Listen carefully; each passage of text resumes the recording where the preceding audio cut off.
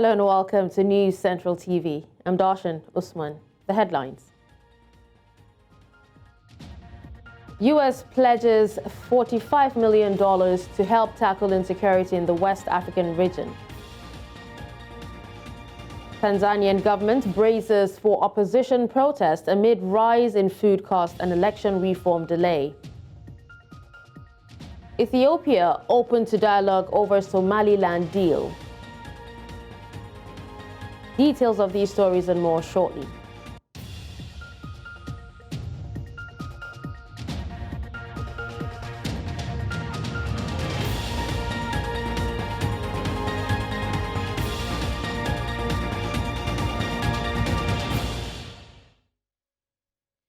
U.S. Secretary of State Antony Blinken has pledged $45 million in additional financing to help fight conflict and bring stability to coastal West Africa. In recent years, insecurity linked to insurgencies has increased in the region. Blinken is on the third stop of a four-nation tour of Africa, taking him to Cape Verde, Ivory Coast, Nigeria and Angola from January 21 to 26. Blinken has addressed the press alongside Nigeria's Foreign Minister Yusuf Tugar. He has also met President Bola Tinubu. Blinken is in Nigeria on the third leg of his four-country tour of Africa, and the purpose of the trip is to discuss U.S.-African partnership over trade, climate, infrastructure, health, security, and other issues. And we are doing a lot of work together already to drive in a positive direction. We're driving climate action as partners in the Global Methane Coalition. We're pushing for permanent representation for African voices in the UN Security Council, in other international organizations that need to reflect the realities of today, not just the day that they were created many, many years ago. We're working and collaborating to support the development and use of artificial intelligence for good. With 30 other Atlantic countries, we're driving blue economic development, environmental protection, science and technology exchange through a new partnership for Atlantic cooperation. Today, as the Foreign Minister mentioned, with President Tinubu, with the Foreign Minister and other colleagues, we spoke about a range of common priorities, including our focus on accelerating economic growth and opportunity here in Nigeria. The Nigerian government on Tuesday asked for the support of the United States on its membership in the G20 and a seat on the United Nations Security Council. President Bola Tinubu made the request on Tuesday at a bilateral meeting with the U.S. Secretary of State Antony Blinken at the presidential villa in Abuja. Addressing a joint press briefing after the bilateral discussion, Nigeria's Minister of Foreign Affairs Yusuf Tugar said the discussions bordered on agriculture, food security, pharmaceuticals, security, and artificial intelligence. Tugar argued that Nigeria, being Africa's largest economy, deserves to represent the African voice on the UN Security Council, as 60% of resolutions passed by the UNSC are Africa-related.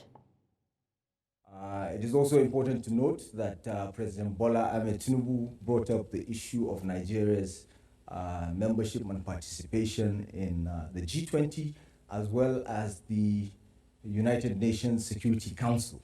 For permanent representation for African voices in the UN Security Council, in other international organizations that need to reflect the realities of today, not just the day that they were created many, many years ago.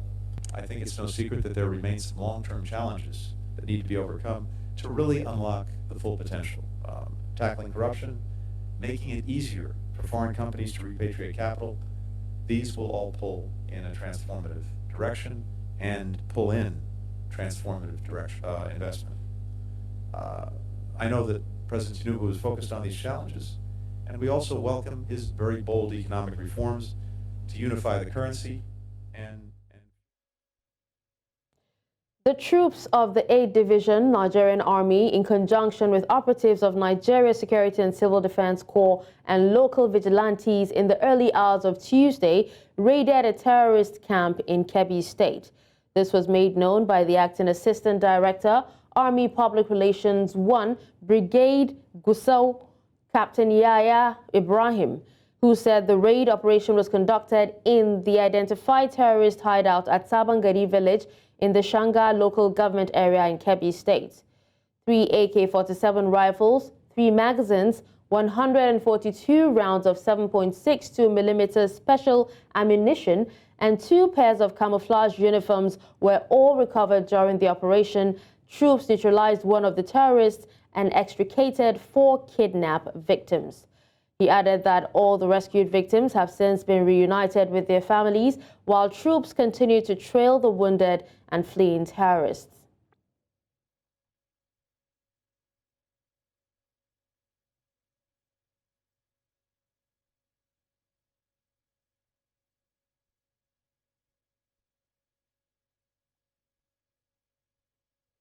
Now, police officers on Tuesday shot tear gas at the 16 Plateau State lawmakers who were sacked by the Court of Appeal.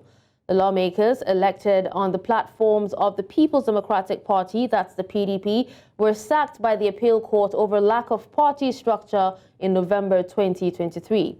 Recall that the sacked lawmakers, led by Ishaku Marin, who was the majority leader of the assembly on Monday, announced plans to resume legislative duties yesterday despite the ruling of the Court of Appeal. The lawmakers arrived at the Rayfield Old Government House in Jos, Plateau capital, with their supporters yesterday, but were prevented from gaining access in the chamber by the police and other security operatives who had taken over the premises of the government house. Meanwhile, the Supreme Court had condemned removal of the lawmakers by the Court of Appeal, saying the premise was an intra-party affair and there were copious precedents for the appeal court to draw from. Now, joining us to discuss this further is Dr. Adok Kumbo, and he is a PDP chieftain and a convener, Reset Lagos PDP. Thank you so much for joining us. Good morning. Good morning. All right, so tell us, Doctor, have the PDP lawmakers chosen the right course of action, bearing in mind that they lost the election litigation? It's a very unfortunate situation we find ourselves. The Supreme Court has said adequately, appropriately, that the appeal court was in error.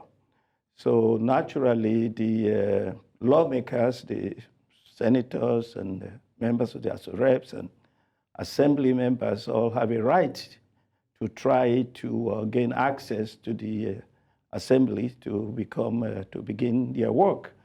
However, I do not blame the security officers for keeping them out. That is enforcing the law.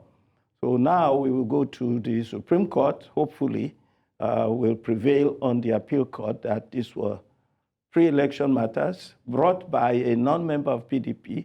So the whole thing is so dubious that we feel, and the Supreme Court has vindicated the PDP lawmakers, because the governor, who was evicted for the same reasons the lawmakers were evicted, is now back. The Supreme Court has legalized his governorship. So we hope that the appeal court will realize that the law is made for the benefit of man and not man for the benefit of the law, and should think the rational thing to do now is to return the 16 lawmakers, as well as the members of the House of Reps and the senators who won the election under the PDP. Okay. All right. Now, Doctor, you did say that these lawmakers actually have rights, and, the Supreme Court has actually, said it is an intra-party affair. Now, as it stands, also, they still have their certificates of return, and no rerun election has been scheduled. So, what can you say about that further? Well, it seems to me that it is between the appeal court now and the Supreme Court to decide what to do. Naturally, the lawmakers feel they have a right to take their seats and start working on behalf of the people who have elected them. So we hope that the law will prevail and rethink the whole process. whereby the appeal court says something and then the Supreme Court says something else.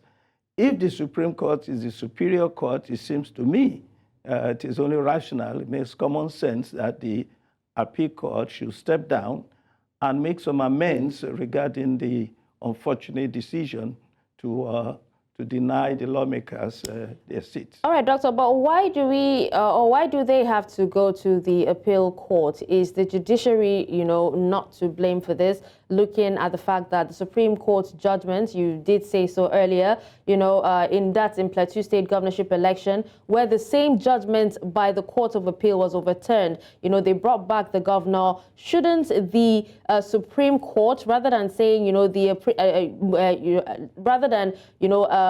telling them to go to the appeal court, shouldn't the Supreme Court still, overturn this same judgment and make sure that these lawmakers go back to,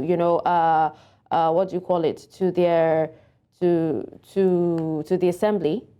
Well, to the best of my knowledge, the problem is that according to the law, all cases relating to Senate, Assembly, House of Reps end at the appeal court.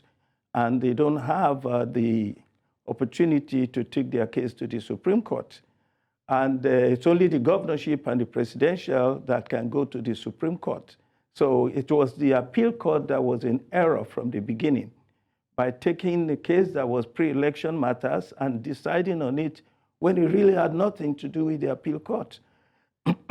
But so the legal issue now is that the members who have been evicted do not have the legal opportunity to go to the Supreme Court. So it's only the Supreme Court now that can pronounce judgment on this issue. Okay, Doctor, earlier I remember you saying that, the police, because according to the report, the police officers actually shot tear gas on these lawmakers, stopping them from, entering the premises. And you did say that these police officers actually were in their rights. But wouldn't you say that the 16 lawmakers are also in their right to be at the premises and also conduct plenary? Both of them were right to exercise their legal rights. The assembly members had the right to try to gain access to the assembly grounds, to start working on behalf of the people who elected them, who voted for them into office. But then once the law enforcement has been ordered to go and keep the peace, they had to do their work. So everything now depends on the Supreme Court. And the Supreme Court should not just keep quiet about this. They have the responsibility to decide on what to do so that peace will reign. Okay. So now aside the Supreme Court, doing what they need to do to allow peace reign, what is the way forward for, peace to reign in Jos, in Plateau State in general, considering that, the people of Plateau State are clamoring for dividends of democracy and, governance to begin or even continue in full effect? Well, it's unfortunate that civil disobedience is now on the rise because of this unfortunate situation. So, we have to appeal to the people to just stay calm and to keep appealing through the legal processes to the appeal court and to the president to see if they can intervene on behalf of the lawmakers.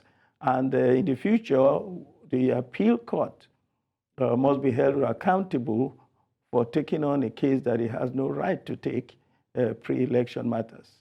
And that's what the Supreme Court said, that they should have learned that pre-election matters are not something that the court should decide on. So going forward, appeal court justices must learn to do the right thing, and the right thing must be done at all levels. All right. Well, thank you so much, Dr. Adok Kumbo, for joining us and speaking to us on this. Thanks for being here. Normalcy has returned to the Ogun State House of Assembly premises following the impeachment of former Speaker of Ogun State House of Assembly, Olakunle Oluomo.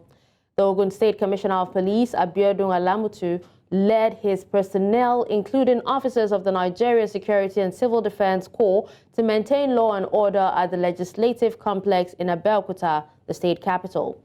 Meanwhile, there was a mild drama within the Assembly Complex when police carried out a search on the lawmaker representing Yewa North, one state constituency, Adegoke Adeonju's vehicle over alleged possession of ammunition. However, the commissioner maintained that every security effort was to preserve peace. I saw Commissioner for President Alamutu, that what I just said, he said that he heard that there's ammunition in my vehicle. And I said, let me open it. And then Alamutu, the Commissioner of Police, was there and other officers. They searched already, they even searched my, what's it called? Not the boat, the engine. They searched everything, they searched that. They didn't see a knife, not talk of any ammunition. What about police? So did you feel embarrassed for that particular action? So embarrassed. Even one lawyer that you have now, Honorable Sheung, he told Alamutu that I go and buy station, you can check your position. We have the immunity when we are still at the premises. Even the gun that was shot at me is totally wrong. It's against the Nigerian Constitution. On whose authority was that search ordered? According to what Commissioner told me, he said he was called by a member. All my own thing I know it might be the impeached speaker that called them that to do that, because I play an active role in his impeachment. I was actually at a security meeting when I had information there is pandemonium in the house.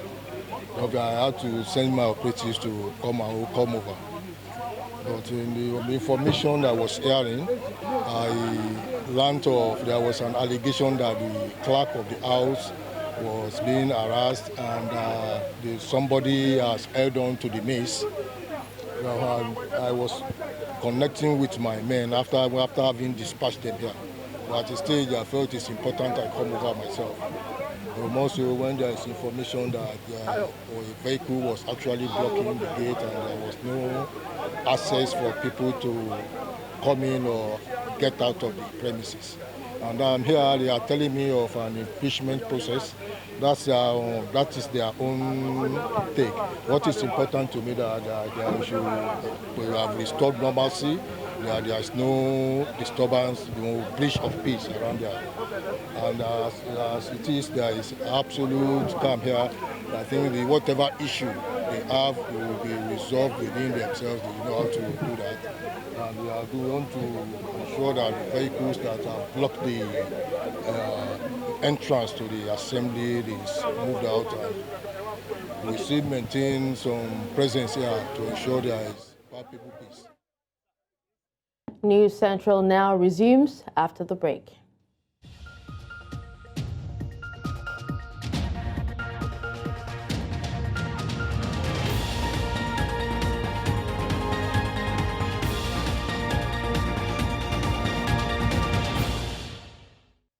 Welcome back and thank you for staying with us. Now, despite Nigeria being among the top 5 countries in sub-Saharan Africa with the cheapest cost of internet data, citizens say they're unsure if they actually get value for money spent, as they cannot explain the rate of data depletion when being used. Our correspondent, Idong Joseph, reports. Internet connectivity has become an integral part of the life of many Nigerians, as it provides access to the world, making information readily available. According to a report by a United Kingdom-based online daily, Nigeria was ranked 31 out of 237 countries globally and second in Africa with the lowest cost of data. This, however, places Nigeria among countries where mobile data is affordable, despite complaints by citizens that they still do not get value for the money spent. Before you can get to you can get a data of 1.5, maybe at the rate of 9 or 7 point something gig.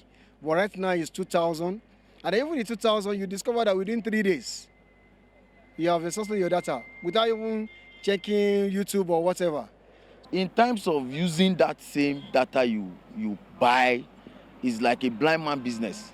Because when you buy data, you can't use it. The network will tell you is 1 week. And when you get that data for 1 week, hoping that you are doing these things for 1 week, but it will use it like 3 days, 2 days, depending on what you do. If they are telling us it's 1 month, let it be 1 month. Let us make use of that 1 month. If it is 1 week, they should allow us to make use of that 1 week. You know that you will buy a 1 month data, and after 1 week, you see that you have exhausted your data without even using to do what you want. Some subscribers also accuse telecom providers of extortion and unsolicited charges.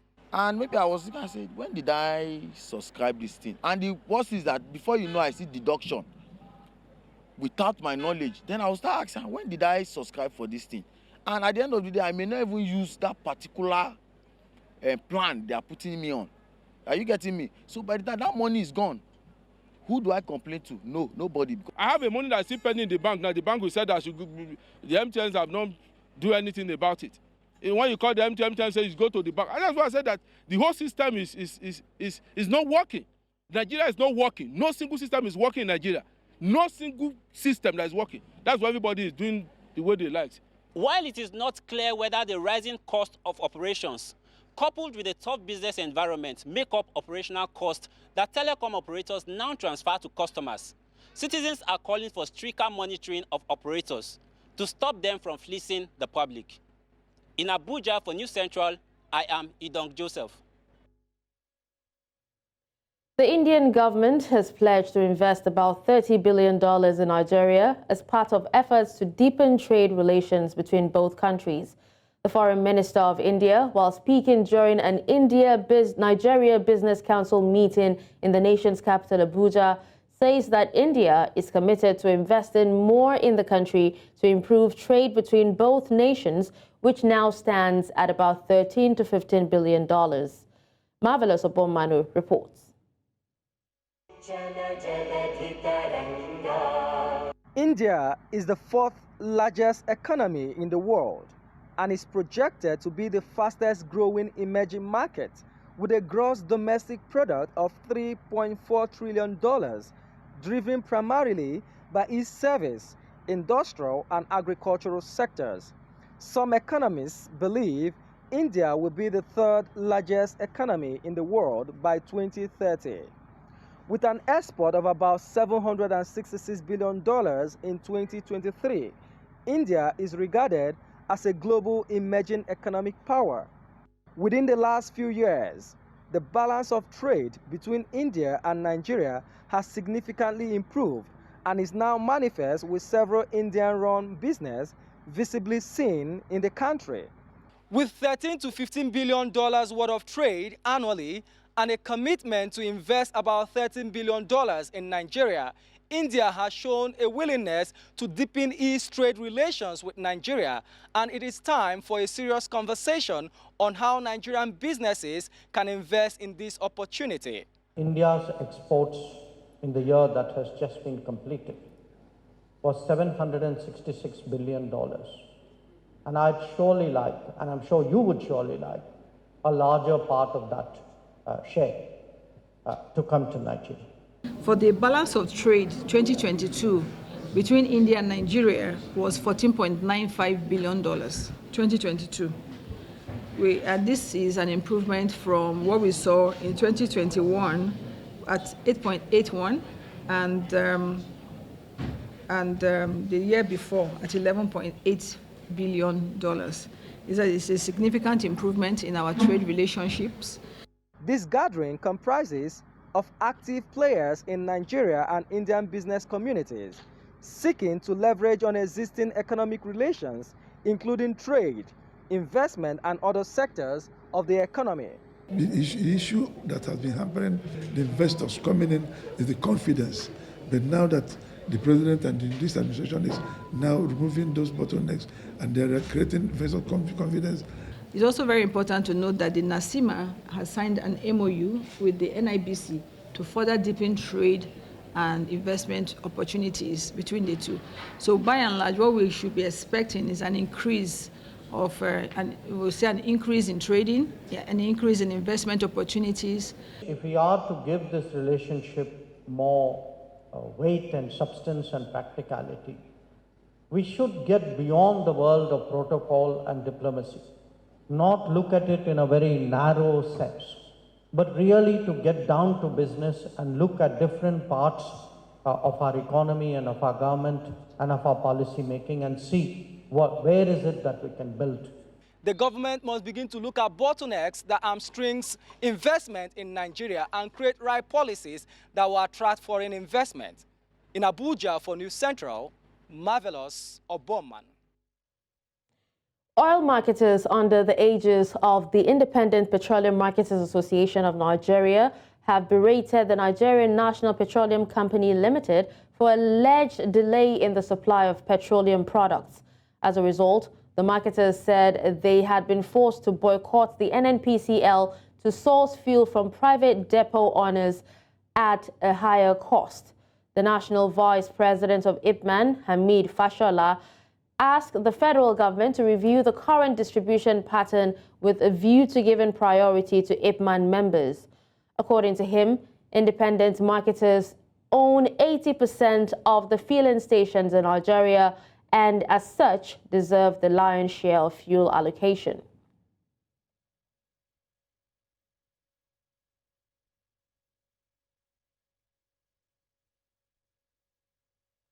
Now away from Nigeria, Ethiopian National Security Advisor Ridwan Hussein has said that Addis Ababa was willing to listen to friends in a bid to de-escalate tension with Somalia over the controversial port deal with the self-declared Republic of Somaliland.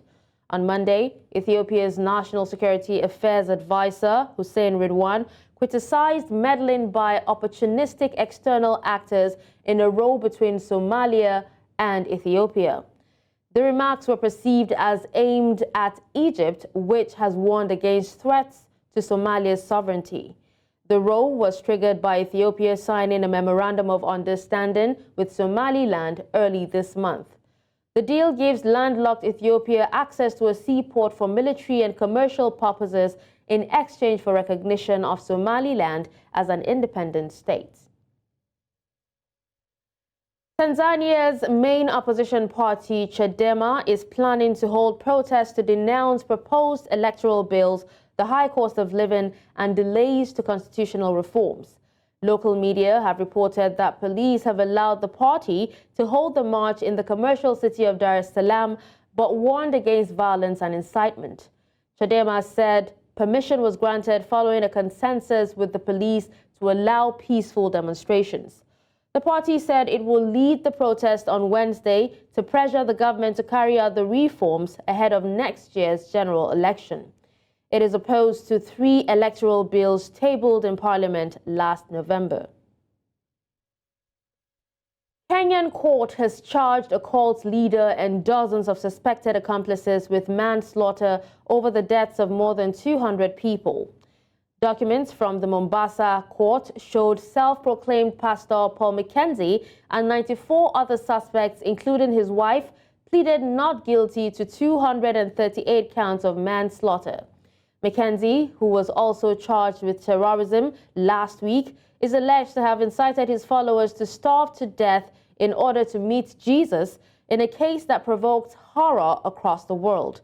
He was arrested last April after bodies were discovered in the Shakahola forest. Autopsies revealed that the majority of the 429 victims had died of hunger, but others, including children, appeared to have been strangled, beaten, or suffocated.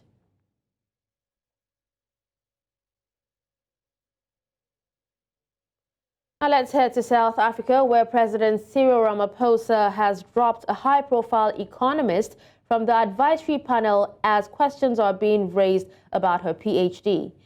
Thabi Loko said the London School of Economics awarded it both, but Business Day and Daily Maverick journalists said they have not been able to find a record of the degree. Now, according to the presidency, the council advises on economic policies that spur inclusive growth, and last week, Leoka denied misrepresenting her qualification. On Monday, she resigned from the boards of 2 prominent companies.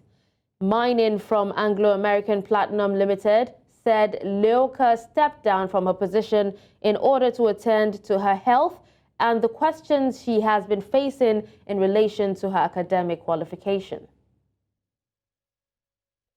A poll has found that almost 1 in 3 South Africans approve of former President Jacob Zuma, whose new political venture is expected to cost the ruling ANC votes in this year's election. According to the Social Research Foundation, a pollster, support for the 81-year-old was particularly strong in his home province of KwaZulu-Natal, which is a key electoral battleground, with 63% of respondents there saying they felt warmly about him. South Africa is to hold its general elections later this year in what is expected to be the most competitive vote since the advent of democracy in 1994. In power for 3 decades, the African National Congress is bleeding support amid a weak economy and allegations of corruption and mismanagement.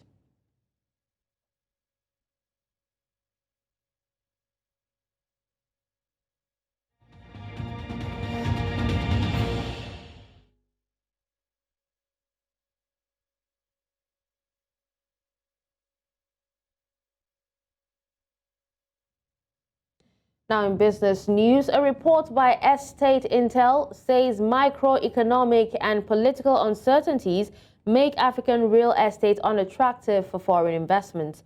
It noted that the dwindling macroeconomic indicators may affect African real estate in 2024, leading to a decline in market activity across the continent.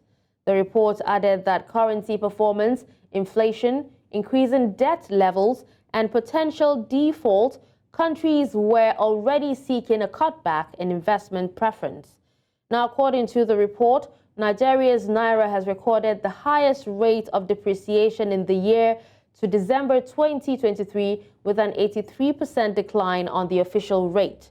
On the Real Estate Attractiveness Index, the report showed that Botswana and Morocco ranked at the top of the real estate market, that's the attractiveness market, ranking, while Ghana and Angola ranked as the least real estate attractive countries. Now, to further discuss this, I am being joined by Dr. Femi Egbeshola, National President, Association of Small Business Owners of Nigeria. Hello, Dr. Femi. Thank you so much for joining me at this time. Good morning, and thank you for having me. All right, so Doctor, can you tell us what factors contribute to the macroeconomic and political uncertainties that are making African real estate unattractive, especially for foreign investment? Well, we have quite a number of challenges that is mitigating against investment in the real sector in Africa, and also in particular in Nigeria. One of these is the issue of inflation. Inflation has been one big challenge. And, when there is inflation, cost of everything goes up. Cost of construction materials is so high now. And you know that investors are here to make profits. When they invest, they want to see how they're able to turn around their money and make a profit. Now, with the high cost of inflation resulting to high cost of raw materials, it is almost impossible for you to make profit in the real estate. By the time you end up constructing your property, it is for the purpose of either to rent or to lease or to sell.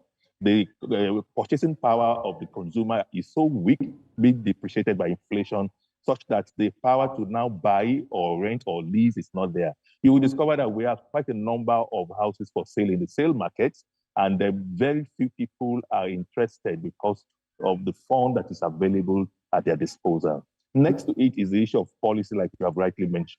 The issue of policies is one big issue that is affecting the real estate. Policy, starting from documentation, is very, very difficult to get documents, land certificates that an investor would need to begin to do his construction. And the bureaucracy attached to it is so huge that at times it takes 1 year, 2 years, or even more to get certificate of occupancy for your property. And when investors look around and see other clients where it is easier to get documentation, they will rather prefer to invest there.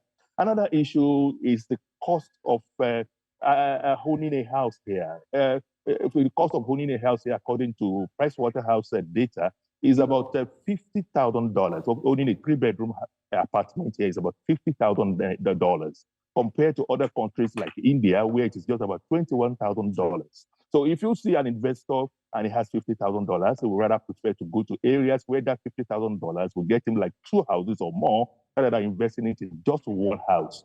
And then when investors also get their investment here, one of the reasons for investment is to be able to repatriate their fund back to their mother country. It's also very difficult to get forex this time, to exchange their naira back to US dollar, to now take back to their country in form of real foreign exchange. This has been extremely difficult for investors. All right, Doctor. Now, you've actually listed some of these factors that have led to that. But I particularly loved when you said that at the moment there is no purchasing power due to a weak currency and inflation. But how do you think some of these factors will impact the development of the real estate market in Africa over the next few years? What's your projection? The impact is going to be huge because at the moment we have about, for example, in Nigeria, we have about 20,000 unit deficit of housing deficit. And that is going to continue to gallop. We are going to have more house deficit. And you know that our population continues to grow every day. The projection is that, like in Nigeria here, in 2050, our population to be about 400 million people. Where are we going to house them? When we cannot house people, then there's a big challenge. It becomes an economic issue, it becomes a security issue, and the rest of it. Another challenge that we foresee is that we need to grow our GDP. It is only when investors come to the country that our GDP can grow. So when we are doing things that mitigate against investors coming to the country, particularly in the real estate, because that is one big area that a lot of investment is going on all around the world globally, then it becomes another big issue. These investors, at the end of the day, also pay taxes. They pay taxes to government from the revenue they generate. When they do not come, taxes are not paid, government will have less money. And it goes on and on like that. All right. Now, Doctor, you'd agree with me that when it comes to the, economic crunch, it's actually quite global. Most countries are actually facing the same thing. But, how do you think that the recent downturn in global economic activity and also the shift to a more risk-off investment environment will affect the ability of African real estate to attract foreign investment? What can be done to make African real estate more attractive, especially for foreign investment? Well, the first is that government needs to show more interest in the real estate and more support in the real estate sector. One way that they can show support is through policy. Policies that have to do with real estate has to be reviewed. Some of these policies that are even existing are good, but the implementation has not been right.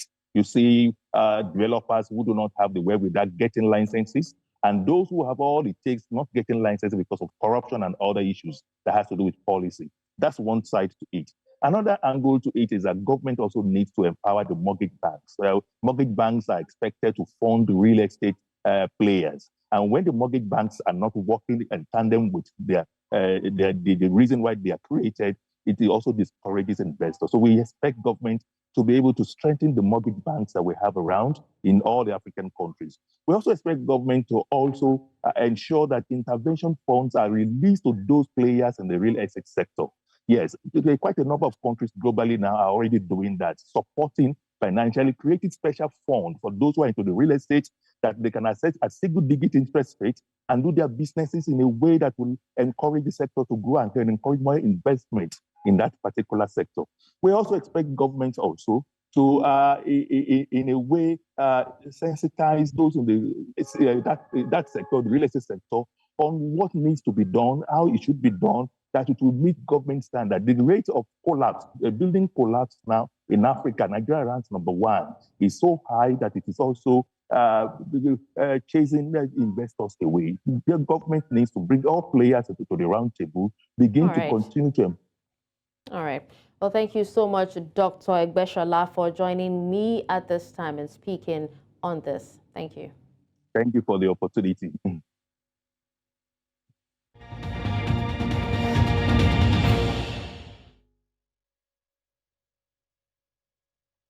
Now in the world of sports, ahead of the second round clash against bitter rivals Cameroon at the ongoing Africa Cup of Nations, Super Eagles coach Jose Peseiro has allayed fears about his team's goal-scoring form. Despite parading a squad regarded by many as having the best attacking talent in the tournament, including reigning CAF Player of the Year Victor Osimhen, Nigeria have only scored one goal in each of their first 3 matches, including one from the penalty spot and an own goal by the opposition. Now, according to Peseiro, he wasn't bothered about the seeming lack of goals, saying rather that he was pleased with his team's defensive solidity. According to him, he was happy to win every match by a lone goal all the way to the final, but he was confident that the team would score goals. Our defensive process was good on time war. Guinea didn't create any opportunity clear. Against Guinea Equatorial, create 4 or 5 and score 2. Against Cote d'Ivoire, he create also. But okay, I think he keep the goals for the next game. You lose, but you keep the goals. Stay in our hand for the next match. The fans are preoccupied with the defense. When you don't score too much, it's normal. Okay? You need to accept. You need to accept the information. The people think about that.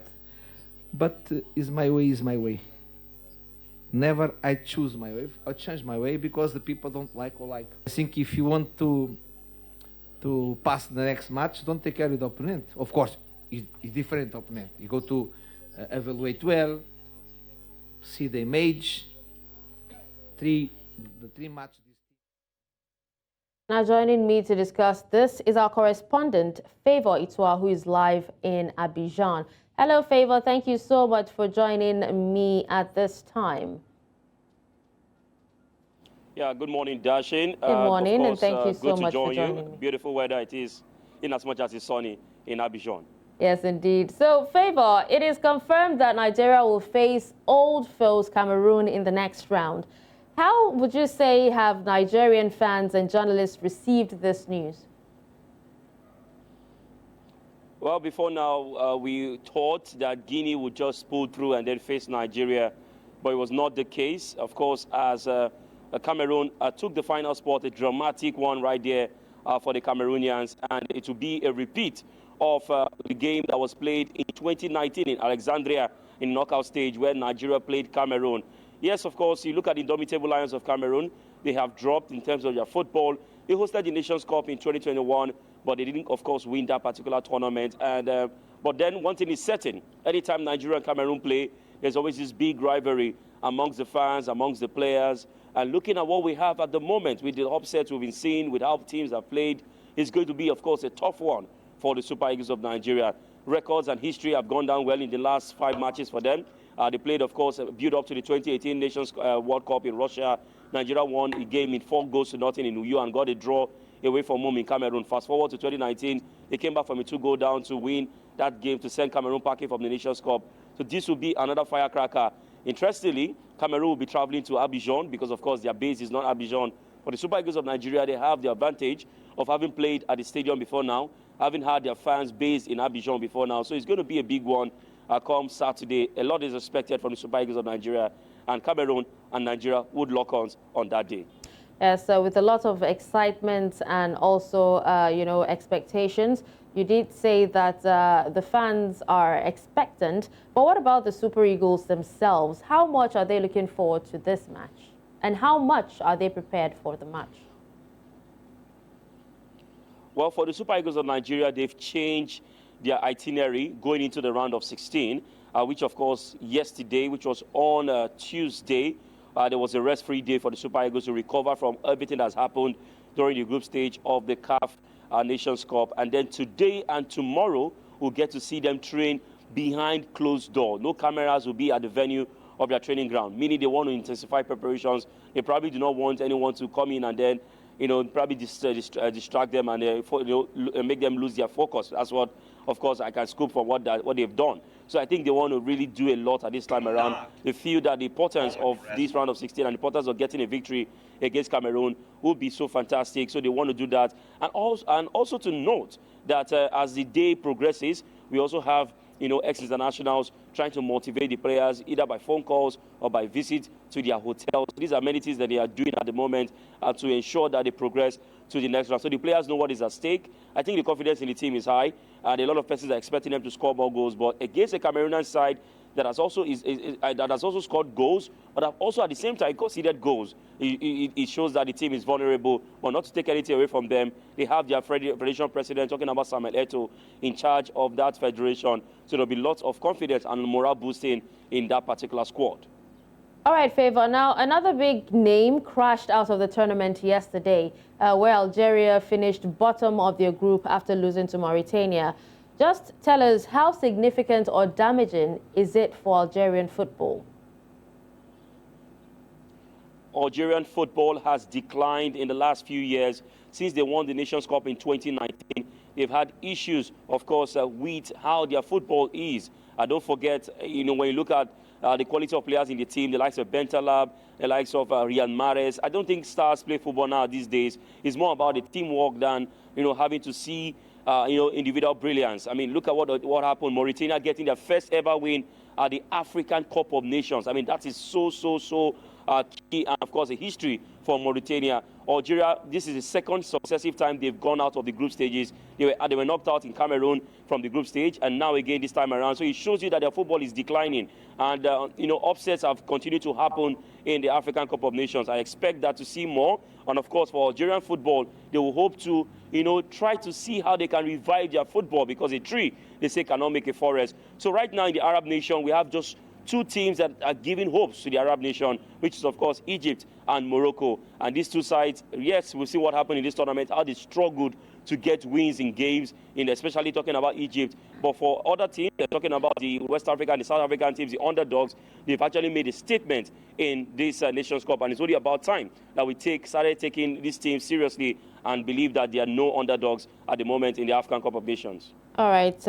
Thank you so much, Favor, for joining us and giving us an update on this. Thank you. Thank you very much. And that's all at this hour. But before we go, let's take another look at some of our top stories. We told you that U.S. pledges $45 million to help tackle insecurity in the West African region. We also told you that the Tanzanian government braces for opposition protest amid rise in food costs and election reform delay. And finally, you heard that Ethiopia is open to dialogue over Somaliland deal. Send your eyewitness report to the WhatsApp number on the screen. Do follow us on social media. We are at News Central TV.